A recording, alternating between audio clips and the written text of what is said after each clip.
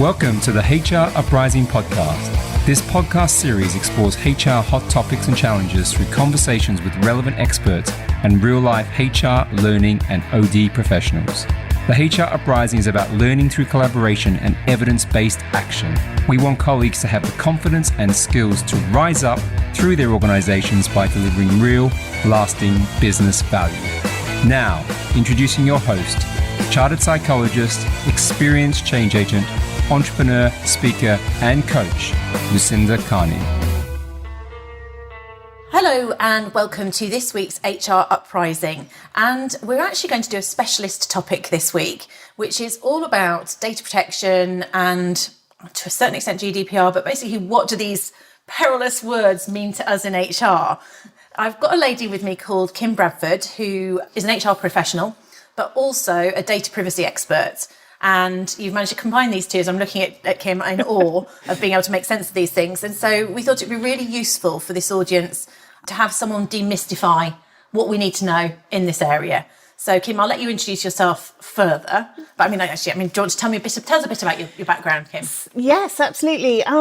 Like many people who work in HR, I came to HR from a completely different route, and via that route fell into the data protection side of things. So I think for me, the two go hand in hand. They are underpinned by human rights law, which I think a lot of people forget. And for me, I think they are very much around behaviours, around human behaviours. And you do find that a lot of data privacy and data protection practitioners come at it from the cyber side of things and from the IT side of things, which is great. And, I know a lot of them. I have huge amounts of respect for them, but I don't try and compete with them in any way, shape or form. I look at data privacy and data protection from a much more holistic perspective around the people that manage that data. A computer system is not so much of an issue. You can tell a computer system what to do and what not to do. People... A bit more of reliability. Yeah, pretty much. I'm kind of intrigued. I must admit how you've made people, and most of us would see it as being more of an IT or almost an arm's length thing, but actually you're quite passionate about it and you can see these links very much. Very much so. I'm passionate about the law anyway and studying to be a lawyer. I'm surrounded by people who are very into the law, but as a consultant, I talk to people about legal aspects all the time.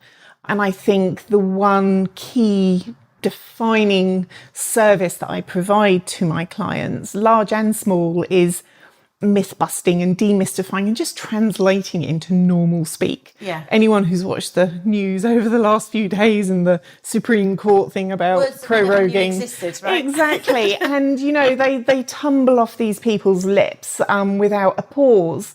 And that's great for them. But the average person is possibly watching that going, what? So I do like to just put it into normal speak. This is what the law says. This is what it means in context to what you're doing with your data, if that makes sense. No, and I think that's helpful because actually it can be really scary. So you think of, like last year, GDPR was like the big sort of millennium bug of the last 20 years. It's was one of these manic. things that keeps you around. And so, yes, having someone who can demystify that for us and put it into plain English, I think is really helpful. Yes.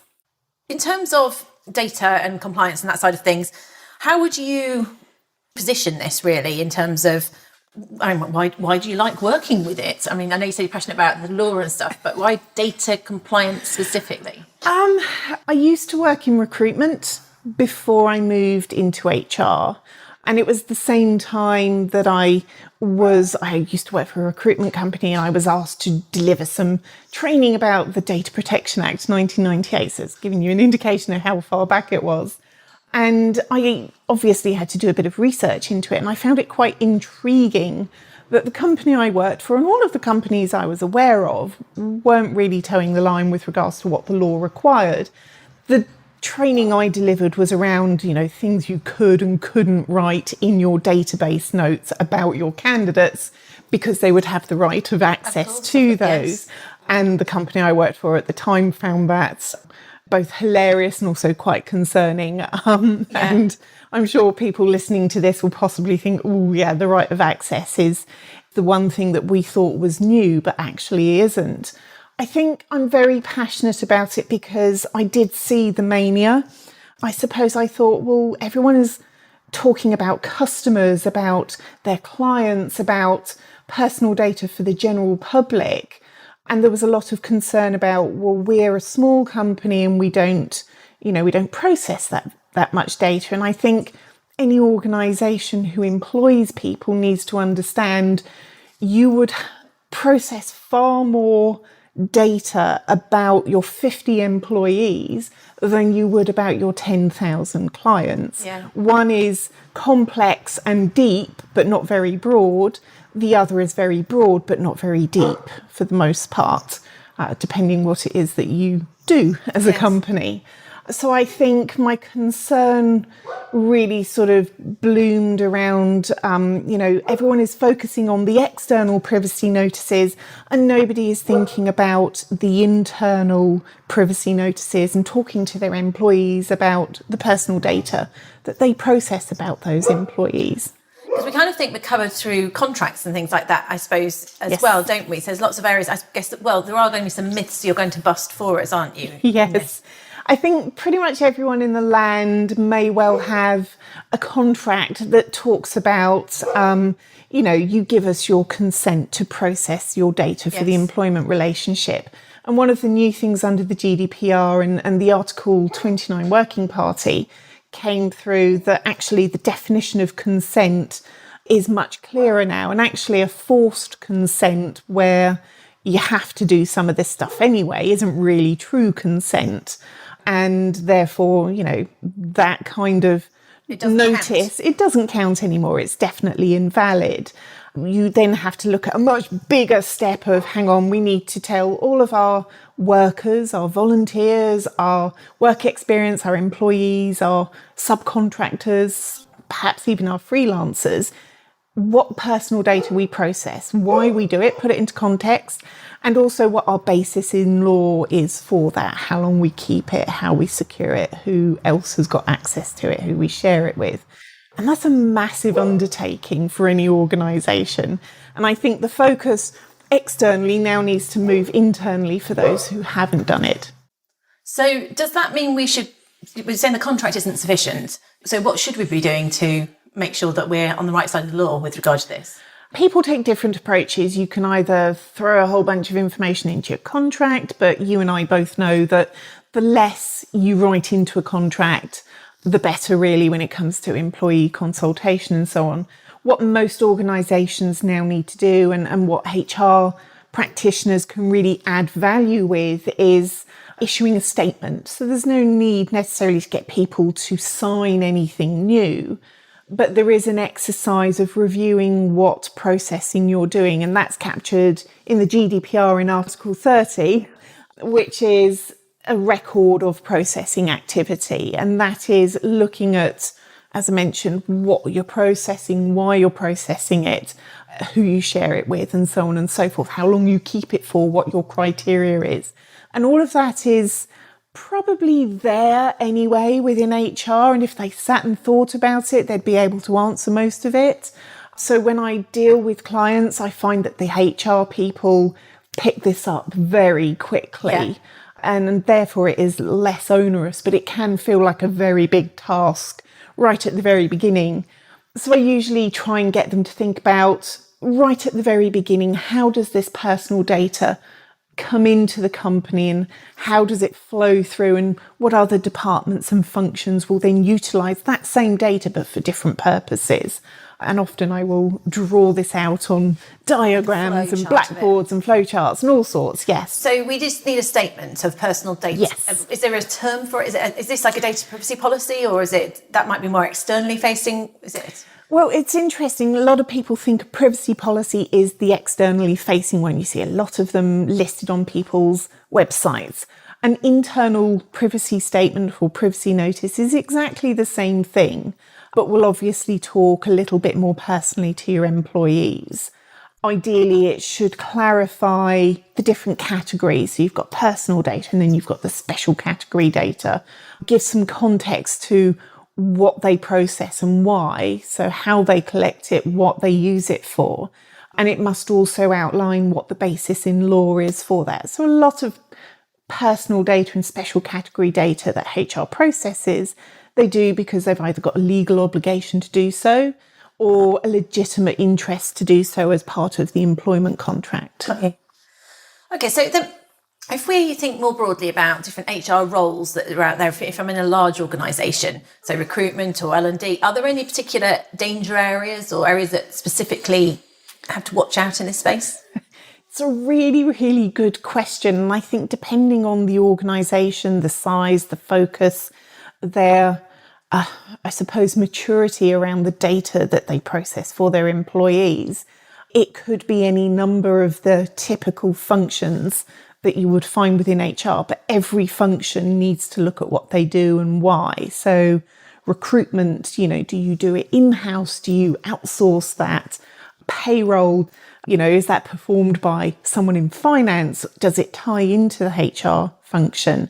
Performance management, sometimes that will be an automated process and spit out a score that is then going to impact somebody's pay or bonus. Yeah. Lots of people will use an automated process to look at a Bradford factor for sickness absence.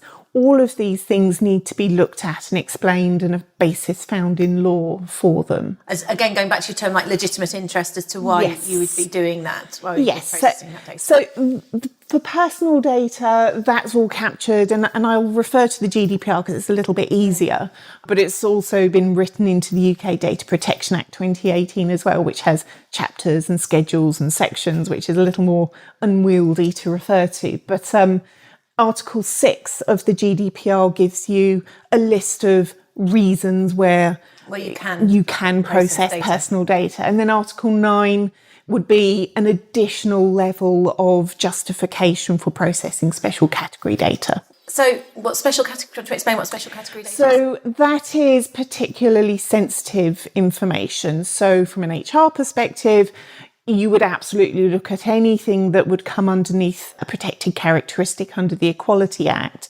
But it also includes things like behaviours, it includes things like psychometrics, it includes things like perhaps lifestyle choices, it includes family information, it includes, things about sexual preferences and sexual orientation, it includes psychometric evaluations. It would also include things like your fingerprints or iris scans. So it's quite a broad category. And I think a lot of organisations find themselves caught a little bit on the hop when they realise that psychometric evaluation and so on and so forth and all their occupational health stuff now needs to be documented and rationalised as well. So there's a whole kind of story to it becomes a bit of a minefield, really, doesn't it? Yes. So you were saying if you know why you're processing it, and will it always fall under legitimate interest? That's the only one I can ever think of because of marketing. What are the other reasons that you might be able to? So you've got data? Because it's for a legal, you have a legal obligation. So you could certainly say that a lot of data you process, you have a legal obligation to capture people's banking details because you need to pay them. You're legally obliged to pay them. Yeah. You must share that information with HMRC because you're legally obliged to meet your tax obligations. Yeah. There's lots of memorandum of understanding between the different pieces of legislation for different functions alongside the data protection legislation, which is always a fascinating Is there any data that we shouldn't, that we tend to habitually, or we used to collect that we shouldn't process? Is there anything that's kind of been flushed out through this? I think retention of data, retention periods, how long we keep data for. We live in a society where we keep and retain more and more information, and we're able to keep terabytes of data on, scary. Tiny little things. Yeah, so we have technology that allows us to do that, but we have a law that tries to restrict us from doing that. And it comes down to the very basic, what am I doing and why am I doing it? And can I justify this in law? So retention is certainly one of them. Another one that I talk to a lot of people about, which makes them very uncomfortable and defensive, is their emails. So how long do you keep your emails for? Email's not a terribly secure platform. Using your inbox as a second database is always going to be a little bit risky. And we see a lot of cyber attacks on HR individuals and HR functions that targets their business email accounts, and then someone will sit back and watch what's happening. And it's very easy then to pretend to be someone else and ask for your new banking details to be updated, please, and then divert someone's salary. So I think emails and phishing attacks are also an area where HR, I think, needs to be a little bit more aware. Any data... Yeah, you wouldn't think about yourself as being a target, really, until you put it like that. No, and I think that's what a lot of clients I talk to and a lot of companies say, but why would anyone want to get into our HR database? Why wouldn't they? You know, it doesn't take an awful lot to get in sometimes. Most attacks will pull a lot of data out there, and then everything can be used to build a digital picture of a person. Identity fraud is rife. And this is an area of potentially rich pickings, I think. Yeah, okay. So be careful about our emails, that sort of thing, and keep it for less. Yes. There's data retention. You're saying that's a hot topic. Actually, going back to data retention, it made me think about one of the things that, saying we've got to keep data for maybe 6 or 7 years, isn't it? The sort of classic. Sometimes, though, what if you want to keep it for longer? Because I actually quite like having a personality questionnaire or a 360 feedback that I did 20 years ago out of curiosity. So it's some of the things you might want to keep. Some things you might want to keep. And I think this is where the whole, well, what am I doing and why am I doing it? What do I need from this? Do I need that person's name? Do I need any references to that person? Or can I just keep the bulk of what's in here and strip out the anything that identifies it? Exactly. Yeah. And this is the real nitty gritty of looking at what are we doing? What are we doing? What do we need this data for? Does it need to be identifying individuals? Can we strip that out? Can we anonymize some of it? Can we assign pseudonyms to it? Can we mask or hide some of that data when we want to aggregate it? And I think that's the one other area that the HR function needs to be quite aware of, with the move towards people analytics. And we've got all of this data and we can do so much with it to help the business. There is always going to be an element of just because you can doesn't mean you should, because it's repurposing data. So you need to be very clear about what you're using and transparently advise your employees about that. The key piece of advice there is that if you are keeping it, I'm going to think about whether you can make it non-identifiable, basically. Absolutely. And that's a relatively easy thing to do. If you've got emails going back forever, it's a housekeeping exercise, I suppose, of momentous proportions, depending how much you've got in there. But to go through and decide what you want to keep and what you don't want to keep. I have one client who lost their inbox because of a virus on their computer. And actually, she said to me the one thing afterwards that she felt free because there was nothing in there beyond 3 months. And actually, all the stuff that she thought she really needed, she let go. I mean, we are psychometrically, I think, hardwired to hoard and store stuff as human beings anyway. We store and save things physically. And, I think our data and our information is just an extension of that sometimes. So going back to the 4-letter word that is GDPR. Yes. Is it kind of done and dusted? Is it kind of over, were we fearful, my analogy is is it just another millennium bug? Or is there more to it? Do we need to do more, in seriousness? What are tips? What should we be doing? It's definitely not the millennium bug. That was just it's not going to just go away. It was a programming technical glitch where they thought everything was shut down because it didn't extend beyond. Well, everyone worried about it, and then everyone did worry. And everyone forgot about it. And I do think that sometimes the news media doesn't really help the underlying cause, which is, and it's something that I've learned in my years as a consultant, saying to someone, this is the law, you must do it, is never going to be a very successful sales tactic. Businesses need to understand that with a wider, broader public awareness of what happens with my data, there's not a great leap from the Facebook and Cambridge Analytica of the world to, hey, we're doing this kind of stuff with our data and we're not telling people about it. And I think there is definitely an advantage. There is an advantage for any organisation that wants to see open, inclusive, the kind of place that you want to work. We have at least 2 generations of digital natives moving through the career ladder at the moment, and they very much care about things like this. So if we're able to show that we're careful of our employees, we're careful of their data, we're transparent about what we do, why we do it, how it's going to impact people, how it will make the world or their lives a better place.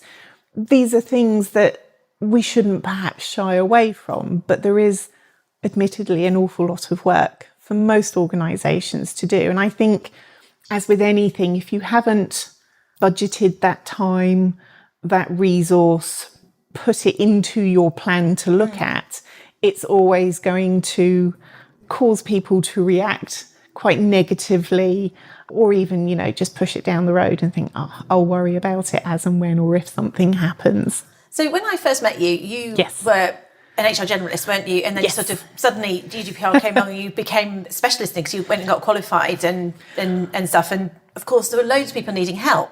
Yes. What practically is it that people should have in place now? What were the things that you were doing with them that, from an HR point of view? Practically, they should have looked at their business to put some form of records of processing activity in place. They should have then been able to communicate that externally and internally.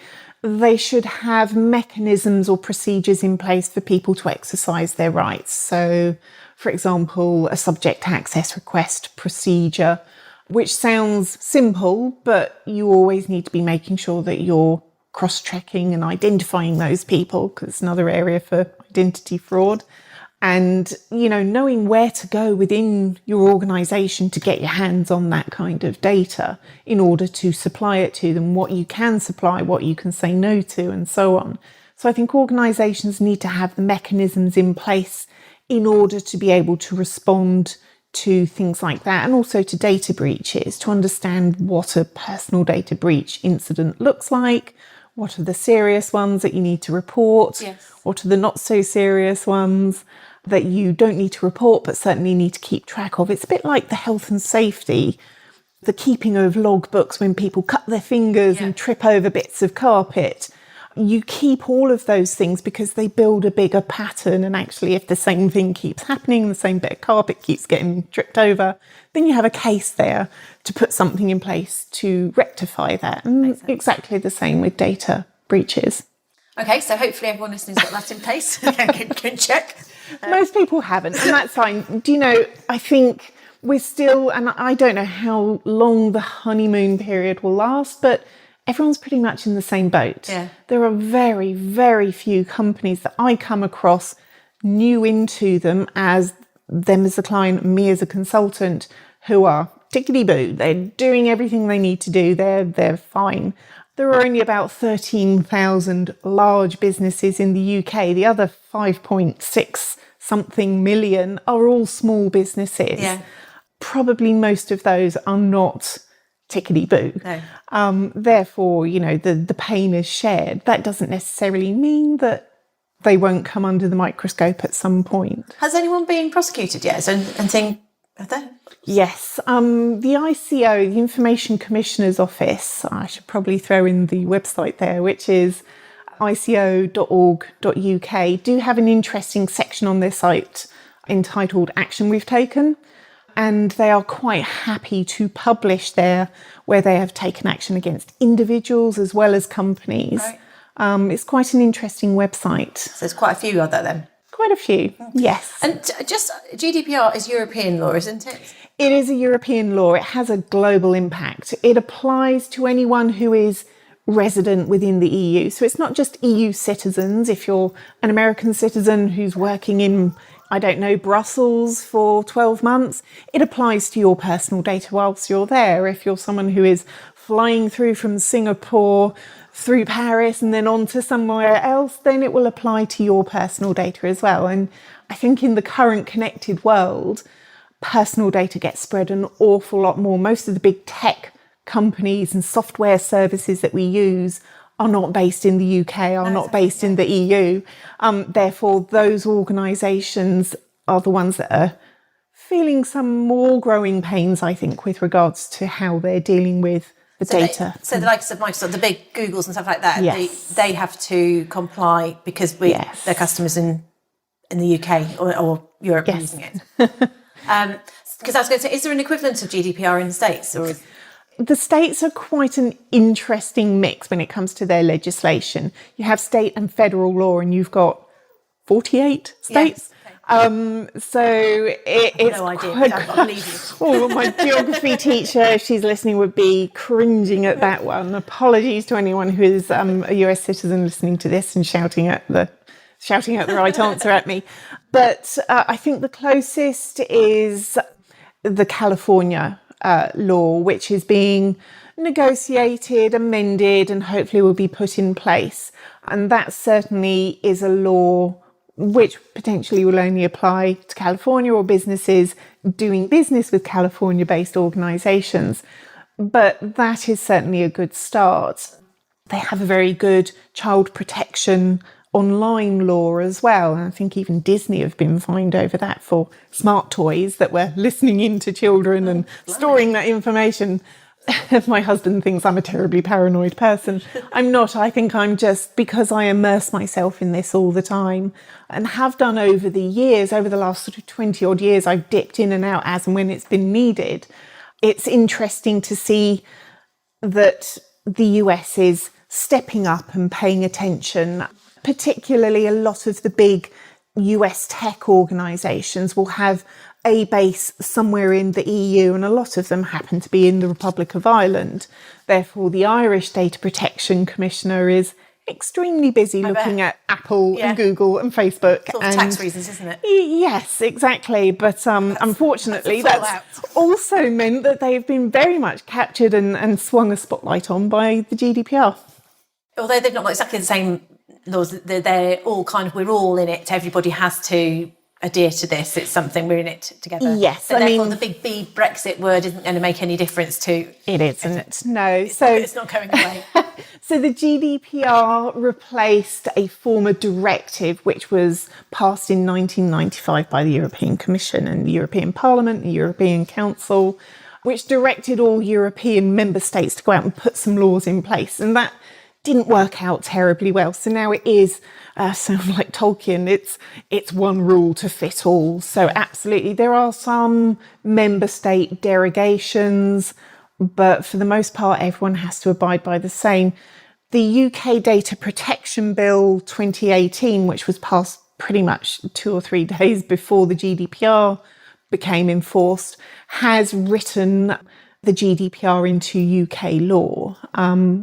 As and when Brexit happens, we may boost to it, add to it, and so on and so forth. But that very close relationship that we have with trading partners in Europe may well mean that we're going to have to pay quite close attention to any, I suppose, changes or amendments or upgrades that happen to European law. It took them 20 years to put this upgrade in place.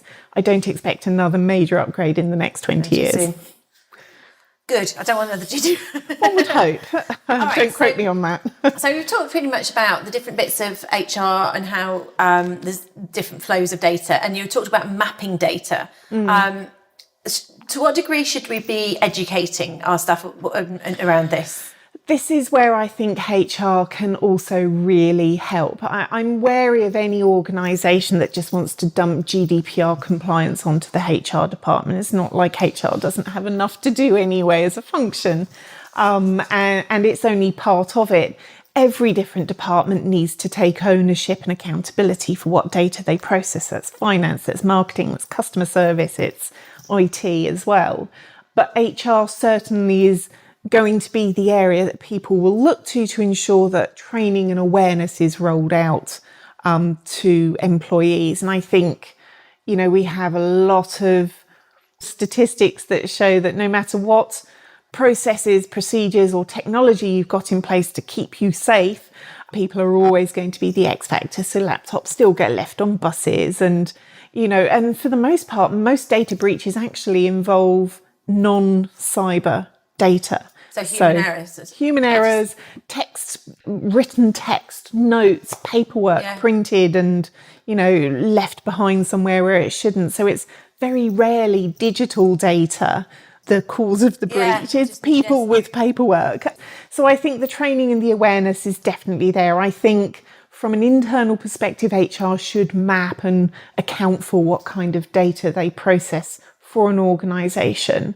There is an element that HR could step up to the plate on this to help an organisation understand what they need to do and how they need to do it, and work behind the scenes to ensure that the business has this risk assessment on its agenda, as it were. Because there is a massive risk to organisations. You only need one person to complain to a supervisory authority like the Information Commissioner's Office. It doesn't take hundreds and hundreds and hundreds of complaints about the same thing. They will look at every complaint and think, ooh, okay, this is a major banking organisation. We've got one complaint from an employee who says they're not doing what they need to do. And then they have the powers to go in and investigate and look at it themselves. So your people are your biggest asset. They're also going to be your biggest potential risk for this. So it isn't necessarily something that I think should be left. And I think HR absolutely could grab that particular bull by the horns and say, we need to be paying attention to this. It's a risk. Here's how we can help. We'll do what we need to do and demonstrate to the rest of the business. It's kind of like a culture of respect, isn't it? It's of showing that you respect their data and you respect the people, and your point about bringing people in, showing you're responsible as an organisation and all that and sort accountable, of thing. Absolutely. This wins hearts and minds when it comes to your customers. Well, so why would it not? To brand if it went the other way? Yes, isn't it? Exactly. And that risk exists to your brand internally as well, with regards to winning the hearts and minds and being transparent and open with your employees just as much as it does with your customers. I think that's quite a good place to close, isn't it? So that's one of those things that I started off thinking, oh, really? It's a kind of a necessary evil. But it is. Which it is. I'm not excited about this. I'm glad you are. I'm the only person I ever meet who is excited about this. But then I suppose that's a good thing. If I were terribly dry about it, I don't think anyone would want to work with me or listen to me. I am very passionate about it. And I think once you can get that spark of this matters, it matters to you on this kind of level, I'll take that. I'll always work with that. Brilliant. Well, thank you very much, Kim, for enlightening me about the compliance and the different things we need to do, and also hopefully this audience as to what they can do to make sure that they're on top of it. And actually, don't worry if you're not, because probably lots of people aren't, but it's got to be done. There's lots of information out there. I mean, anyone I think the CIPD have put out quite a lot of information. So if your listeners are members, they should be looking at that. Yeah. The Information Commissioner's Office have got a very, very good website. More people track to that website from across the world than they do to any of the other supervisory authority websites across Europe. Okay. And there's information on there for individuals as well as organisations, and they update it and revise it all the time. It's not perfect, but it's a very good place. Looking for the information is the first step, I think. Brilliant. For sure. Thank you very much. Welcome. Kim. Thank you. This was Kim Bradford of Sphere Consulting. We'll put your details in the show notes. So if anyone wants to talk to someone who's excited about compliance, Kim's the lady. That's great. Very much appreciate having you on the HR Uprising. You're most welcome. Thank you for having me. Thank you for listening to this week's HR Uprising. The show notes and contact details, as ever, will be provided. And if you'd like to hear any other topics, please do give us feedback about the sort of shows and items that you'd like us to cover. Thank you for listening. This is Lucinda Carney of the HR Uprising. Thank you for listening to the HR Uprising podcast. You can access more information, including resources or links mentioned in the show, at our website, www.hruprising.com. Also, you might want to join our LinkedIn community or tweet to us at HR Uprising. We'd love to hear from you.